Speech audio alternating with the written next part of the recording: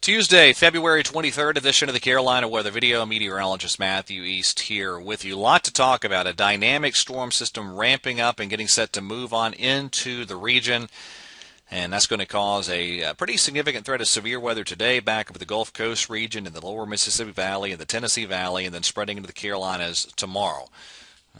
We'll talk about that, plus some longer range ideas too, coming up in today's edition of the video. There's the Greensboro Tower camera. Due to some areas of rain and a northeasterly wind, I flipped the camera around the other direction so we get the raindrops off the camera lens. The temperature 43, and there's your northeast wind at 10 miles per hour. Pretty big spread in temperatures due to this wedge building in. It got into areas along I-40 and points north first yesterday, so you had 50s for highs in Raleigh and Greensboro, 60s further to the south. There's your Triad area, high temperatures yesterday. Charlotte, much milder due to the slower arrival of that wedge from the northeast.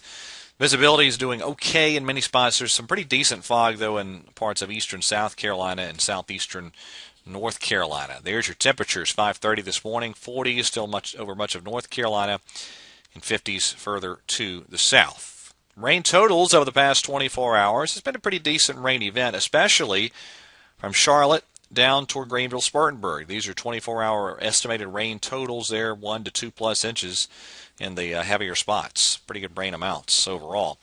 Onto the current radar as we've gone through the past hour or two. And again, I'm cutting this video during the 5 o'clock hour. There's your rain still falling in parts of the region, extending down to North Georgia and eastern Alabama. I think here in the Carolinas, we're going to see the measurable type of rain largely end by later this morning, and we'll be left with some drizzle and light rain in this cold air damming regime through the day. Already some big thunderstorms in Texas. The beginnings of what's going to be a very significant threat of severe weather today. There's your day one severe weather outlook. Pretty rare to get a moderate risk of severe storms in places like New Orleans and Biloxi. It is not terribly common. It does happen, of course, but I'll show you the surface low associated with this here in just a couple moments, but it is very, very impressive, very intense for as far south as it will be. And here's the reason you have that pretty enhanced risk of severe storms. There's Futurecast showing you this pretty big blow-up of thunderstorms erupting this afternoon over Mississippi and Louisiana, and then gradually lifting northeast from there. And you notice at 5 o'clock or so tomorrow morning, those thunderstorms knocking on the door of the Carolinas. Already in western North Carolina, moving into the upstate. All right, so here's the setup. Big low pressure really strengthening quickly from Texas into Mississippi. Now, we're going to stay on the cool side of this boundary today here in North Carolina, and that's going to keep things cool. But that wedge will gradually erode as we go through tonight. The shower chances should increase around here overnight as that warm front approaches. There's your big thunderstorms back in the warm sector in the pre-dawn hours tomorrow. So measurable rain largely trying to end over North Carolina as we get deeper into the day, and then the showers will increase again tonight as the warm front activates and lifts northward. Big spread in temperatures today in the Triad where the wedge will stay locked in. It'll be in the 40s for temperatures. And then I think overnight temperatures slowly climb as that warm front lifts through. So there you go. That warm front lifts through. The question is how far and how much does that wedge erode? How far north does it move? I think for most of the region, that wedge gets out of here enough for some instability values to be in place as the big dynamics with this system roll in from the west. Here's Futurecast showing you these rounds of showers and thunderstorms tomorrow. Could be maybe more than one round of shower and thunderstorm activity depending on how this system unfolds tomorrow. And currently, here's our thinking with highs tomorrow, of course, subject to change in the movement of that warm front. But, that's enough warming to get some instability in here, and I'll show you that in detail in just a second. There's your severe weather outlook for tomorrow. Could very well be that the eastern parts of North Carolina have the highest risk of severe storms, but I think anybody in the Carolinas really needs to closely monitor this system as it moves through tomorrow. Watch the winds here. As you get toward 8 o'clock in the morning, you notice this southeasterly component has taken over as this wedge is eroding. And even outside of any thunderstorms, it is going to be a windy day tomorrow. So just a lot of energy, a lot of wind energy with this system as it moves through. Behind the system, back to drier and cooler weather for Thursday. All right, let me step you through some of this and show you what's going on. First of all, we'll start with today. There's your day one severe weather outlook, and again, that moderate risk down along the Gulf Coast region. In terms of the tornado probabilities, that's significant. That is a 15% hatched area in the same moderate risk area. The hatching means the higher probabilities of EF2 or higher tornadoes, and 45% severe wind probabilities. That is very, very significant. Now you go out to day 2, and again, there's what we're looking like here across the Carolinas. You don't get the specific breakouts of tornado, wind, or hail in day 2, just overall severe probabilities, 30% in that enhanced area. So let me step you through this. All right, here we are. Let me go back. Let's see. I know I grabbed a closer up image.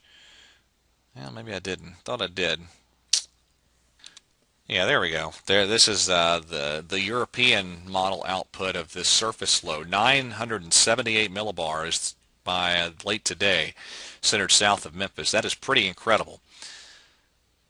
On to the GFS representation, and again, there you are as you get into tomorrow morning. Low pressure moving from Tennessee into Kentucky. The southerly flow eroding the wedge across the Carolinas. You go 6 hours later into the early afternoon. The air mass destabilizes. Showers and thunderstorms rolling from west to east across the region.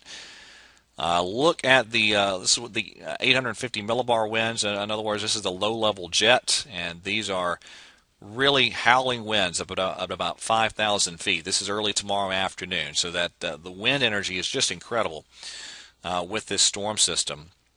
Now, what about instability? There's what the GFS was showing for CAPE values. That's a measure of the available potential energy for the thunderstorms to tap, and that's enough that I-77 and points east, you have some concerns. And I think even west of there, you need to watch this very carefully too. A couple things I don't show you a ton on the video here. Let me show you. Let's see. Let me go. Yeah, we'll go right here. All right. Now this is a composite index. It's called. Well, I'm sorry. This is for a storm relative helicity. All right. So I got the helicity values on here first. I know this may be a little tough to see. I'll try to get it where you can see a little better. And these are significant 0 to 1 kilometer storm relative helicities. These are very, very high values. And then you go, this is off the 4 kilometer NAM, by the way, and then you are deeper into the afternoon tomorrow, those very high values pressing eastward. The CAPE values off the 4 kilometer NAM, and again, give me a second just to resize this where you can kind of see what we're looking at here. There we are, and this is, let's see, valid time, mid-afternoon tomorrow, and CAPE values not extreme, but enough, over 1,000 joules per kilogram. That's significant enough that it gives you some concern. Composite indices here, and a lot of times these do a good job of really outlining a severe weather threat. This is the same time period. This is a significant tornado parameter. You're looking at values over 2 and even up to 3 in parts of central North Carolina. That is rather alarming. Those are some pretty high significant tornado parameter values, and you go a little bit later into the afternoon, and those higher STP values working to the east. And again, this is all off the 4 kilometer NAM. If you want a different model's perspective on this, here's the GFS model, and I believe this is the 6C run. Yeah, this is the 6C run. All right, so this is a look at the energy helicity index. That's a combination of CAPE values and the helicity. And these are not extreme values, but they're enough to give you some concern over parts of central North Carolina. And by the way, as this event gets started, this is the last of these. I know I'm kind of bombarding you with indices here, but this is the EHI again, the Energy Helicity Index, and you notice this is valid this afternoon as the event is getting underway down toward that moderate risk area, parts of Mississippi and Louisiana.